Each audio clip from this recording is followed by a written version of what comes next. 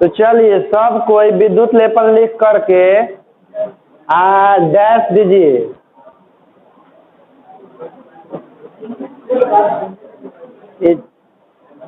लिख दे देखो, निम्न कोटि के धातु को सुरक्षित रखने, निम्न कोटि के धातु को सुरक्षित रखने, निम्न कोटि के धातु को सुरक्षित रखने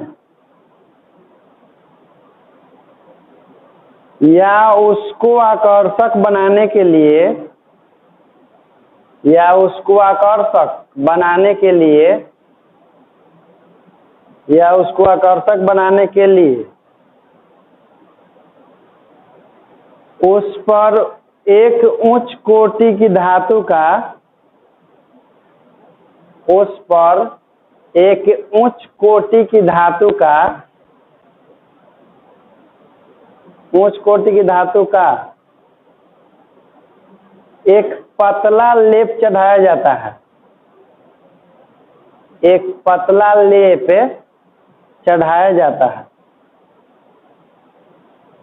चढ़ाया जाता है जिस प्रक्रिया को विद्युत लेपन कहते हैं,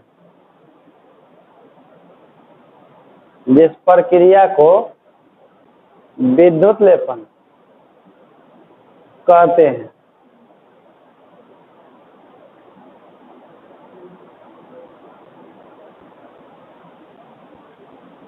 विद्युत लेपन कहते हैं। अब देखिए इसमें दो वर्ड का प्रयोग हुआ है, निम्न कोटि के, एक तो उच्च कोटि के। देखिए निम्न कोटि के धातु उसको कहा जाता है जो नॉर्मली वातावरण में जलवाष्प से, कार्बन डाइऑक्साइड से, ऑक्सीजन से, हाइड्रोजन से सबसे विक्रिया करके किसी न किसी यौगिक रूप में आसानी से परिवर्तित है। या ये भी कह सकते हैं कि वैसे धातु जिसका संक्षारण होता है, संक्षारण मतलब किसी से विक्रिया करके अब परत दर परत नष्ट होने, तो उस वैसे सभी धातुओं को निम्न कोटि के धातु की श्रेणी में रखा जाता है। उच्च कोटि के धातु का मतलब होता है कि जो ना तो जलवाष्प से विक्रिया करेगा, ना ही कार्बन डाइऑक्साइड से, ना ही ऑक्सीजन से, यानी कि जिसका संक्षारण नहीं होता है। तो जनरली किसका संक्षारण नहीं होता है? सोना का, प्लेटिनम का, निकेल का, चांदी के, सब का संक्षारण। इसीलिए ये सबको उच्च कोटि के धातु माना जाता है। तो निम्न कोटि के धातु पर जब हम उच्च कोटि के धातु का परत चढ़ाते हैं तो वही परत चढ़ाने की प्रक्रिया क्या कहलाती है? विद्युत लेपन कहलाती है। प्लेटिनम महंगा धातु है ज्वेलरी के रूप में, सोना जैसे कि ज्वेलरी के रूप में, गहना बनाने के रूप में सबसे, लेकिन सबसे महंगा तो एक्चुअल में यूरेनियम है, वो भी धातु ही है, लेकिन 1 ग्राम यूरेनियम की नाम करोड़ों अरबों में है। तो यह कहना गलत हो जाएगा कि सबसे महंगा धातु प्लेटिनम है। सबसे महंगा धातु यूरेनियम। उससे भी कुछ बहुत सारा ऐसे धातु हैं प्रकृति में जो बहुत महंगा महंगा, जिसका जानकारी हमको नहीं है, क्योंकि हम व्यापार थोड़ी कर रहे हैं उसका कि हमको मालूम है कौन सबसे महंगा है। लेकिन अभी तक ले जहाँ तक ले सुनने में आया है कि यूरेनियम सबसे महंगा में है धातु में, क्योंकि उसका 1 ग्राम का कीमत करोड़ों अरबों में होता है। वो आपको पता होना चाहिए कि उसका प्रयोग न्यूक्लियर बम बनाने में किया जाता है। न्यूक्लियर बम या मिसाइल जो है, क्योंकि बहुत खतरनाक होता है ना। तो समझ गए ना कि विद्युत लेपन क्या होता है? निम्न कोटि के धातु को या तो सुरक्षित रखने के लिए या उसको सुंदर बनाने के लिए उच्च कोटि के धातु का परत चढ़ाते हैं, तो उसका संक्षारण रुक जाता है और प्लस आकर्षक भी लगता है। तभी लोहा पर पानी चढ़ा के सोना के बेच देता है, तो सोना कह के हम लोग भी ठगा जाते हैं। हमारे एक बार बड़का पापा ठगा गए थे। वो क्या किए थे कि गए थे कहीं पर ही, मतलब कि किसान तो ये हैं, गए हुए थे, बाल लेकर गए थे 1 जीप, तो बेच दिए बाल। फिर उसके बाद क्या हुआ कि जैसे बेच के आ रहे थे तो जैसे रेलवे स्टेशन के पास में मतलब ठग रहता था ना, पॉकेट मार ठग, तो क्या किया ना कि कहने कि जैसे सोना की गुल्ली है, ये ला लीजिए या 10,000 रुपया दीजिए।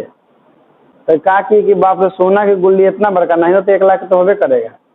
वो तो ले लिए, उनको जानकारी नहीं कि रोल गोल है और सोना को आप ले चढ़ा। जब घरे आए तो हमारे दादा पूरा गरिया है कि मारा ये दादा उनका ज्यादा ना दुनिया देख लेना है। तो जब सुने ही बतवा कि पैसा के सोना खरीद लिए हैं से तो बिना देखले ही पहले गरियाना क्या कर दिए दादा हम शुरू कर दी। अब जब लग रहे ओकरा तो कहा रही तो लोहा है, मतलब बरियार ठगा गए बड़े पापा आ ओकरों से बरियार हमारे मम्मी ठगा गए। वो का कि जैसे पापा के पैर टूट गया था, पैर पर से गिर गए था तो हॉस्पिटलाइज थे पापा, तो वो गए हॉस्पिटल से निकल के एथिया तरफ रेलवे स्टेशन तरफ सामान लिया वे, मतलब कुछ खरीद के लावे, तो उन्हें उसका औरत को भेटा गई। वो कहे न कि ये बहन ये देखा इस सिकरी हवा, मोटा सिकरी था सोना के, कि बदला बदली कर ला। हमारे मम्मी के घर से बाहर घूमले उमले है नहीं, ओकरा क्या पता ये सब के बारे में। वो क्या कर ली, देखी कि मोटा सिकरी है, अपन कनफुल से बदला बदली कर ली। और जब आई हो तो पापा का दिखाई कि देखा नहीं ऐसे ऐसे थी सोना की सिकरी ले ले, तब तो पापा कहेंगे बाग पागल कहेंगे तू तो ठगा गए। और तो मम्मी वो रोए पीटे लगी शुरू कर दी पूरा। अब वो भेटाए वाली है, वो तो लेला के बाद ये रुकता है सब लपटता। तो जिसको केमिस्ट्री की जानकारी नहीं है वो ठगाएगा नहीं। कौन बिना मतलब में किसी को लाभ देना चाहता है आज के संसार में, तो आप कोई दूसरा जीतने के फेर में रहता है। हाँ तो चलिए तो हो गया। जैसे पहला उपयोग था वैद्युत लेपन वैद्युत अपघटन का, अब दूसरा उपयोग लिखिए, उपयोग नंबर 2 लिखिए बालक। विद्युत मुद्रण में, विद्युत मुद्रण में, विद्युत मुद्रण इसका अंग्रेजी होता है इलेक्ट्रो टाइपिंग। विद्युत मुद्रण में वैद्युत अपघटन का उपयोग किया जाता है।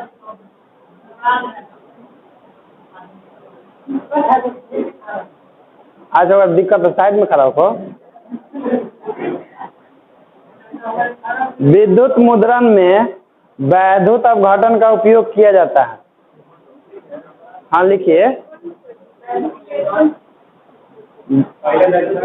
विद्युत मुद्रण में वैद्युत अपघटन का उपयोग किया जाता है। हम लोग वैद्युत अपघटन में उपयोग कर रहे हैं। विद्युत मुद्रण में वैद्युत अपघटन का उपयोग किया जाता है। अब देखिए विद्युत मुद्रण का मतलब क्या होता है, जैसे मोहर उहर बनता है ना, मोहर जैसे जनरली तो हम लोग प्लास्टिक वाला बनाते हैं रबर वाला, लेकिन जब सरकारी दफ्तर में देखिएगा ना तो धातु का रहता है, जो पर लेटर लिखा रहता है ना, तो देखिएगा प्लट कैसे मोहर होगा, धातु से लिखा होगा, या तो तांबा से होगा या तो पीतल से ऐसे रहता है। तो सब मुहरवा बनाया कैसे जाता है कि, तो देखिए उसके लिए क्या किया जाता है कि सबसे पहले हम लोग क्या करते हैं ना कि कोई ब्लॉक पर यानी कि कोई परत पर, मतलब रबर के पहले हम लोग परत बनाते हैं। अब परत बना करके जो भी उस पर लिखना है क्या कर देंगे, जैसे मान लीजिए कि हमको ओपन माइंड ट्यूटोरियल के बनाने धातु के थी, तो ओपन माइंड ट्यूटोरियल लिख करके रबर का रहता है, काट करके डिजाइन बना लेते हैं। और इस पर मान लीजिए कि सोना के मोहर बनाना है, तो रबर पर तो सोना चढ़ेगा नहीं, क्योंकि उसमें एक होता है एनोड, एक होता है, हमको जानते हैं कि जिस पर परत चढ़ाना होता है उसको कैथोड बनाते हैं। यानी कि ओपन माइंड ट्यूटोरियल जो लिखल है उसको कैथोड बनाएंगे, लेकिन इससे विद्युत धारा का प्रवाह होगा नहीं, क्योंकि इधर रबर कुचालक होता है। तो इसको सुचालक बनाने के लिए क्या करते हैं, जो लेटर है ना ओकरे ऊपर हम लोग के थे ग्रेफाइट के चूर्ण छिड़क देते हैं, ग्रेफाइट के इस पर अच्छा से चिपका देते हैं ग्रेफाइट के चूर्ण। ये अब तो सुचालक हो गया, तो अब जाके सुचालक हो गया तो इसको आप कैथोड के रूप में यहाँ पर प्रयोग कर देते हैं। आज आपको जो भी परत चढ़ाना हो, जैसे तांबा की परत चढ़ाना तो तांबा के विलयन में डुबाइए, कॉपर सल्फेट के, चांदी की चढ़ाना था पोटेशियम अर्जेंटोसाइनाइड के, और सोना चढ़ाना था उसमें डुबा दीजिए। ठीक, तो सबसे पहले वो ब्लॉक तैयार करते हैं, उस पर रबर से लिखा हुआ है, उसके ऊपर उसको सुचालक बनाने के लिए उस पर ग्रेफाइट का चोट छिड़क देते हैं, जिससे वो सुचालक बन जाता है। उसके बाद उसको कैथोड के रूप में विलयन में डुबा देते हैं, विद्युत धारा प्रवाहित करते हैं तो जो भी धातु होता है लिखा हुआ ब्लॉक पर जा करके चिपकना, खाली ब्लॉक पर चिपकता है क्योंकि यही पर ग्रेफाइट चिपकावल है लेटर जो लिखा हुआ है। तो उस तरह से उस पर परत जम जाता है, परत जम जाता है तो उसको हम लोग बाहर निकाल लेते हैं और पीछे से कुछ लगा देते हैं पकड़ने के लिए, लकड़ी के लगा दीजिए चाहे शीशा के लगा दीजिए पीछे से इसे ब्लॉक है, तभी ना आप इसे मोहर मारेंगे थप से। तो वही हो गया, यही काम है विद्युत मुद्रण में। क्या रबर तो अंदर जपा गया ना, लेकिन रबर तो लेटर है वो लिखल, रबर से लेटर लिखा गया है तो मोहर बन के तैयार हो गया। इसी को कहते हैं विद्युत मुद्रण।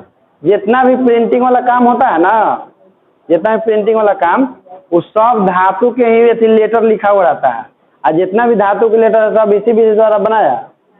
वैद्युत अपघटन का प्रयोग करके हम लोग मोहर बनाने का काम कर दिए, यानी कि इलेक्ट्रो टाइपिंग वाला काम कर दिए। तो दूसरा उपयोग हो गया। तीसरा नंबर लिखिए। नहीं, वो समझाया वही एग्जाम्पल था। देखिए, धातुओं का वैद्युत शोधन करने में, धातुओं का वैद्युत शोधन करने में, धातुओं का वैद्युत शोधन करने में वैद्युत अपघटन विधि का उपयोग करते हैं। वैद्युत अपघटन विधि का उपयोग करते हैं।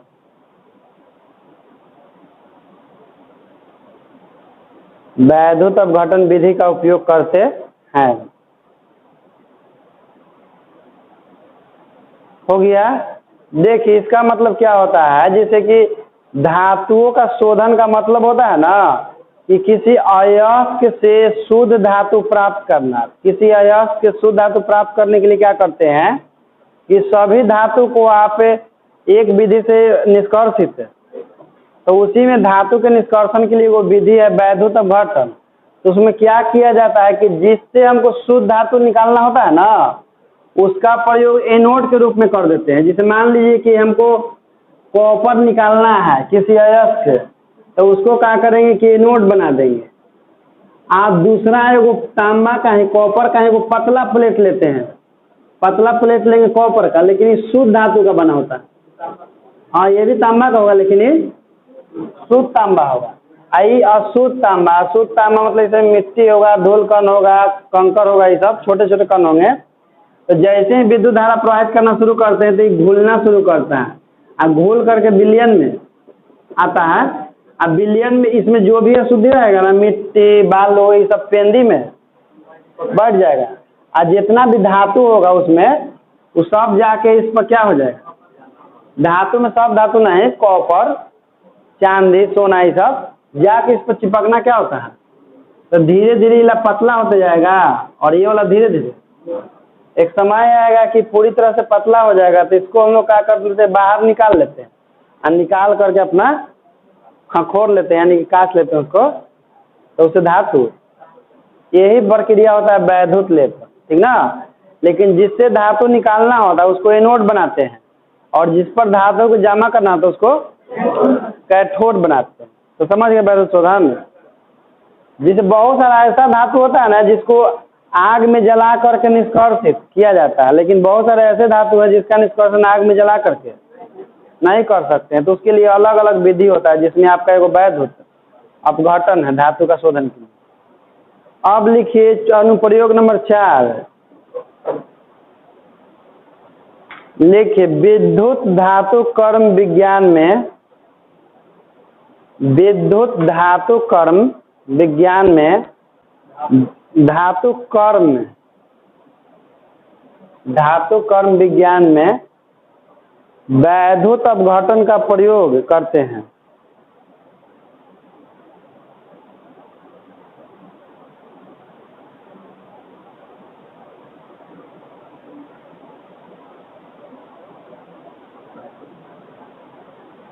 प्रयोग करते हैं जैसे में लिख लीजिएगा, सोडियम और पोटेशियम, यानी कि Na और K, सोडियम और पोटेशियम को, सोडियम पोटेशियम को उनके हाइड्रोक्साइडों के उनके हाइड्रोक्साइडों के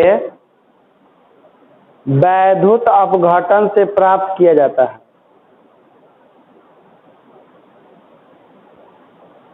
वैद्युत अपघटन से प्राप्त किया जाता है।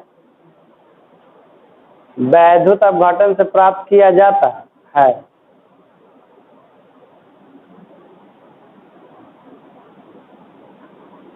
अब देखिए इसका मतलब समझ लीजिए। इसे मान लीजिए कि सोडियम हाइड्रोक्साइड है और चाहे पोटेशियम हाइड्रोक्साइड है, और इससे हमको सोडियम या पोटेशियम का निष्कर्षण करना है, यानी कि निकालना है। तो इसका वैद्युत अपघटन कर लीजिए। सोडियम जाके कहाँ जमा हो जाएगा? कैथोड पर।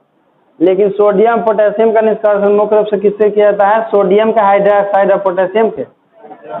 दूसरा एग्जाम्पल लिखिए। कैल्शियम और मैग्नीशियम को कैल्शियम और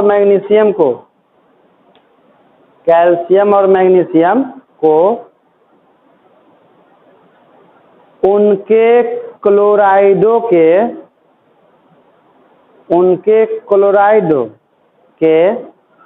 वैद्युत अपघटन से प्राप्त किया जाता है। वैद्युत अपघटन से प्राप्त किया जाता है। वैद्युत अपघटन से प्राप्त किया जाता है।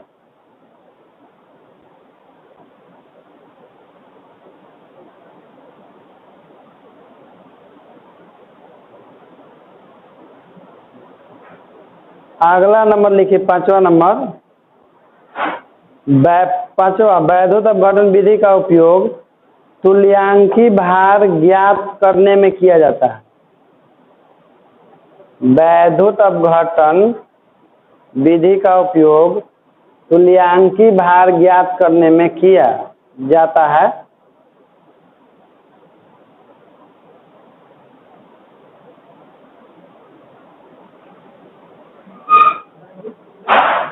वैद्युत अपघटन विधि का उपयोग तुल्यांकी भार ज्ञात करने में किया जाता है।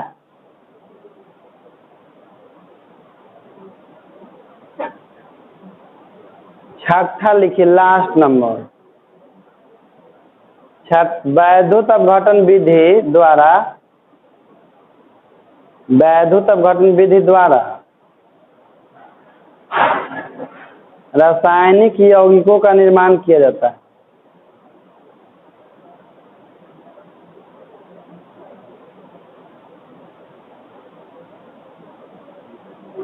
वैद्युत अपघटन विधि द्वारा रासायनिक यौगिकों का निर्माण किया जाता है। रासायनिक यौगिकों का निर्माण किया जाता है।